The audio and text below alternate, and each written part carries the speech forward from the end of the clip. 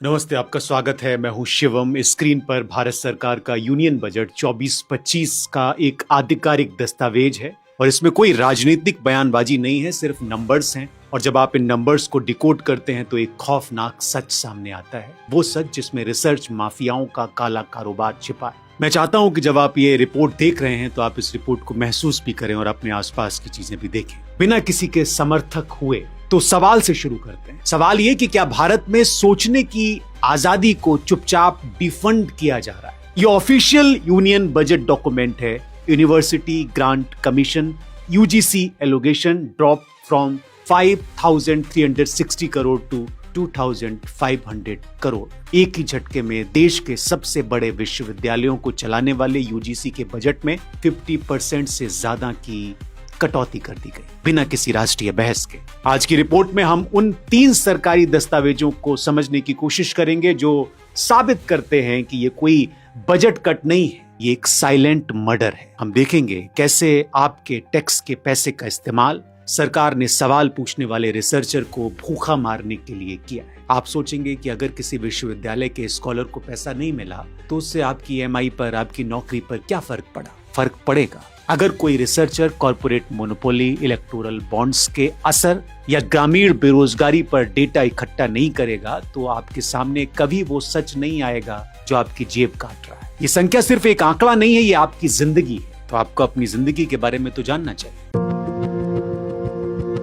ये एक systemic purge है, रातों रात शुरू नहीं हुआ। ये किसी भी देश के बौद्धिक वर्ग को खत्म करने का पहला नियम है उनके संसाधनों की सप्लाई लाइन काट दीजिए। डॉक्टर सर्वपल्ली राधाकृष्णन ने कहा था, विश्वविद्यालय सत्य की खोज के लिए हैं। अगर हम बौद्धिक स्वतंत्रता से समझौता करते हैं तो हम राष्ट्र की आत्मा को मार देते हैं। लेकिन पिछले कुछ सालों में सत्य की खोज को एक ब्यूरोक्रेटिक भूल भुलैया में बदल दिया गया। इसकी शुरुआत हुई माइनॉरिटी और पिछड़े वर्गों के फेलोशिप्स को ओवरलैपिंग का नाम देकर बंद करने से। जैसे उदाहरण के लिए आप देखिए, Maulana Azad national fellowship MANF, ये सिर्फ एक शुरुआत थी। ये एक टेस्ट रन था, ये देखने के लिए कि क्या देश सवाल उठाएगा। देश खामोश रहा। इसके बाद रिसर्च ग्रांट्स की कमेटियों ने धीरे धीरे स्वतंत्र विषय विशेषज्ञों, जिसको अंग्रेजी में सब्जेक्ट एक्सपर्ट्स कहते हैं, उनको बाहर कर दिया गया। उनकी जगह उन नौकरशाहों ने ले ली जिनका काम रिसर्च की क्वालिटी जांचना नहीं बल्कि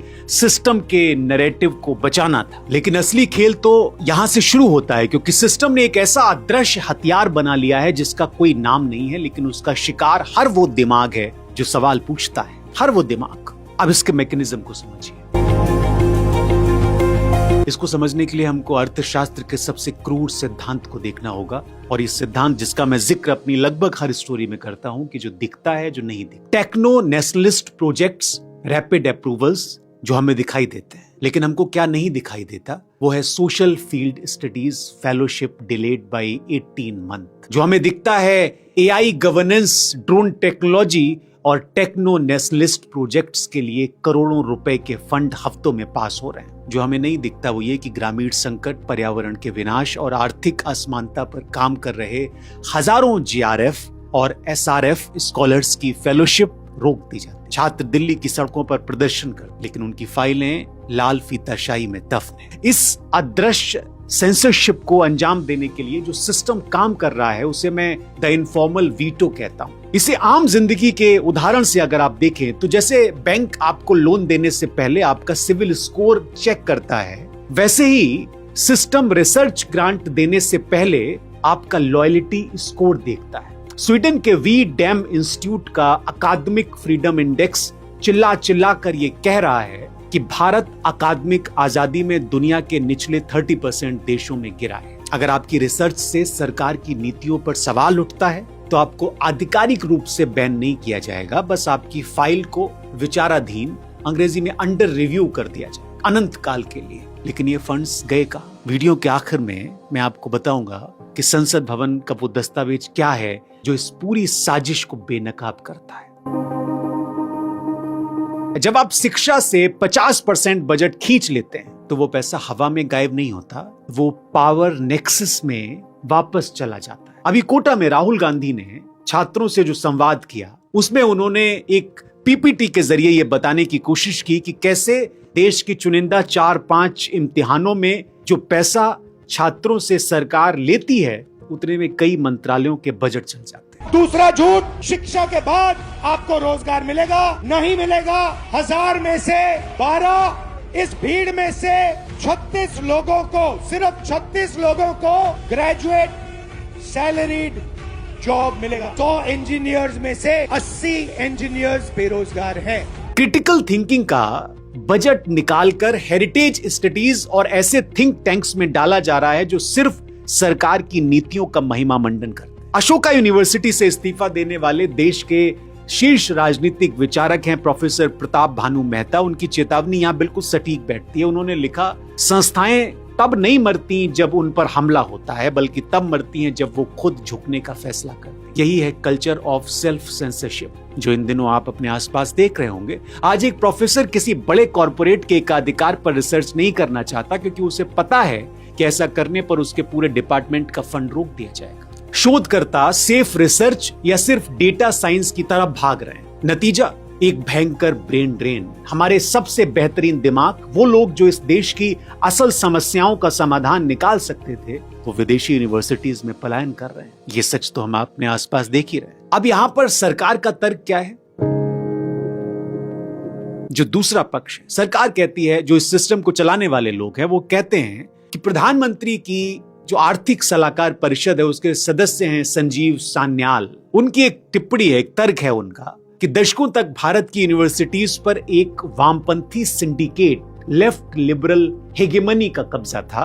उनका तर्क है कि आपके टैक्स का पैसा सिर्फ एक खास विचारधारा को पोषित कर रहा था और अब उस सिंडिकेट को तोड़कर भारतीय ज्ञान परंपरा को स्थापित किया जाए। एक आम नागरिक के लिए सिंडिकेट का टूटना सुनने में बहुत अच्छा लगता है, न्याय संगत लगता है, लेकिन क्या डेटा इस बात का समर्थन करता है? बिल्कुल भी नहीं। अगर वास्तव में ये सिर्फ एक डीकोलोनाइजेशन की प्रक्रिया थी तो भारत से निकलने वाली रिसर्च की ग्लोबल क्वालिटी बढ़नी चाहिए थी। लेकिन आप डेटा देखिए और ये डेटा दिखाता है कि जिन नए सुरक्षित और राज्य प्रायोजित प्रोजेक्ट्स को करोड़ों की फंडिंग मिल रही है, उनकी अंतरराष्ट्रीय पीयर रिव्यू क्रेडिबिलिटी 0 के करीब है। हम पुरानी वैचारिक शून्यता को हटाकर ज्ञान का निर्माण नहीं कर रहे हैं, हम सिर्फ एक नए और अधिक क्रूर और अदृश्य सिंडिकेट का निर्माण कर रहे हैं, एक ऐसा सिंडिकेट जो डेटा से डरता है। ये बहुत जरूरी हो जाता है। तो हम कहां खड़े हैं? हम एक ऐसा देश बन रहे हैं जहां सोवर्ण एआई और डिजिटल इंडिया की बात होती है, लेकिन यहाँ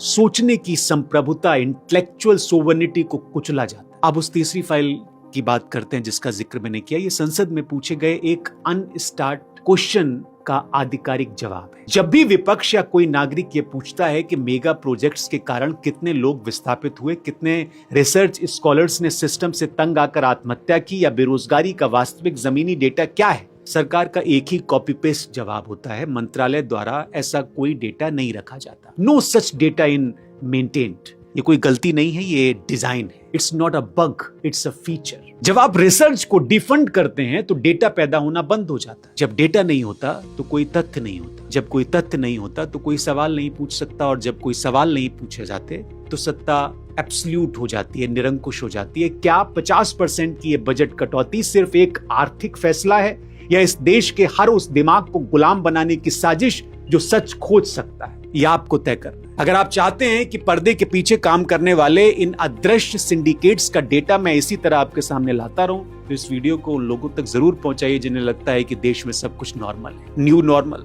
कमेंट में अपनी राय भी जरूर लिखिए। याद रखिए कि सिस्टम चाहता है कि आप सवाल पूछना बंद करें, और ये सब चाहते हैं जो सत्ता में होते हैं, जो पावर में होते हैं। और अगर आपको इस स्टोरी में और गहरा तथ्य जानना है तो आप गूगल करिए और पता करिए कि पिछले 5-10 सालों में जो R&D का बजट है, रिसर्च एंड डेवलपमेंट का, वो कहाँ है। नंबर आपको बताएंगे कि वो रसातल में है। दुनिया जब R&D के बजट को बढ़ा रही है, हम घटा रहे हैं, क्यों? इसका जवाब सरकार को देना चाहिए। बहुत शुक्रिया आप सभी का, आपने स्टोरी देखी। कल फिर आपसे मुलाकात होगी किसी और स्टोरी के साथ। बहुत शुक्रिया।